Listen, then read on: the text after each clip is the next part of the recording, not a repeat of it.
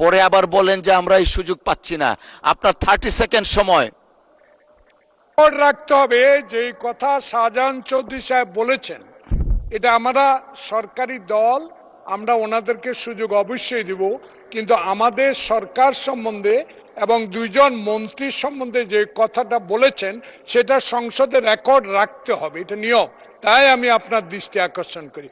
শাহজাহান চৌধুরী আমার সহকর্মী, অনেকদিন আমরা একই সাথে কাজ করেছি, কিন্তু দুঃখের বিষয় উনি প্রশ্ন নিয়ে কথা বলেছেন, ভালো বলেছেন। আমাদের মহাসচিব মহোদয় টেবিল থাপড়িয়ে ওনাকে স্বাগত জানিয়েছে, কিন্তু উনি আমাদের স্বরাষ্ট্রমন্ত্রী এবং মাননীয় আইনমন্ত্রীর সম্বন্ধে যে কথা বলেছেন, দুইজনের মধ্যে একটা পার্থক্য সৃষ্টি করতে চেয়েছেন।